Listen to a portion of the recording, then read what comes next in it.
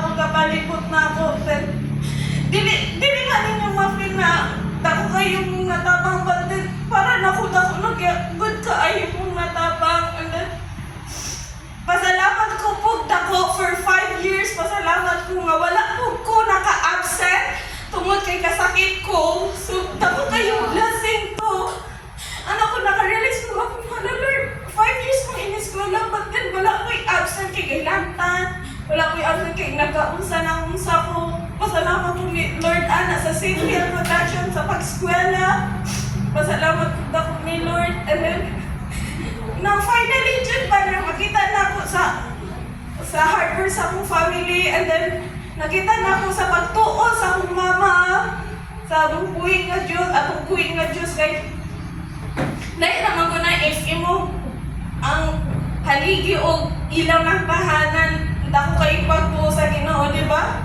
Kaya if si mama may unang surrender, wala. Feel na ako, dili ko makamag-eskwela. Feel na ako, minyo na ko ron. Nakita nag-afam. So, thanks God ko nga na ako yung mama, gatanan ko mama nga, dako kayong pagtuo sa itong puwing nga Diyos. Kaya if si mama hindi surrender, ay surrender po ni tanan Jude as in.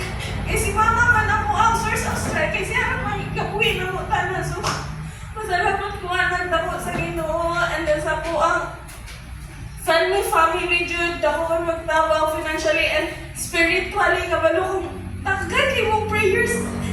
Takagay mong prayers and then prayers mo most powerful Jude. Kabalo matakin sa ato ang gisimba manggod. So muna powerful kayo at mga prayers. So, kanita nang lihatag ni Lord na ako answered prayers na dyan ni.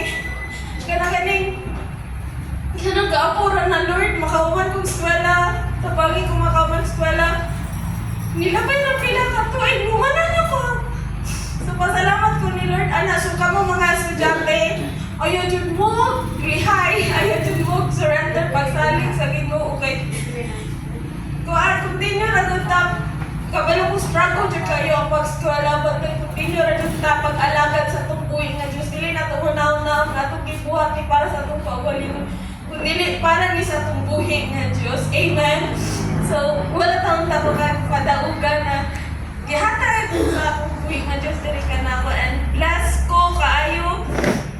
O, kabalo ko proud kayo mo na ako. So, thank you so much for supporting me.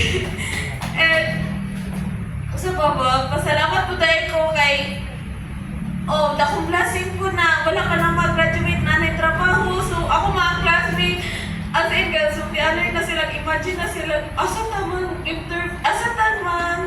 apply. So, pasalamat yung kayo kay ilas na kung sige nga, may pas Erica, sige sa tanan dyan, may pas Erica, kay bigo na lang mupuan, yan mo trabaho na lang.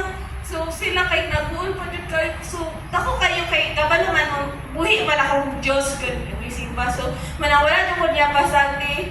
Manang, pasalamat yung kung maayos sa itong buhi ng Diyos kay dili ba lalin dyan ang mga apply pang trabaho, di ba? Wala dyan kasi siguraduan na madawat ka. So, pasalamat yung God's blessings sa lihatag ni Lord. So, to God be all the glory. Wala ni ako, aning pagdili para doon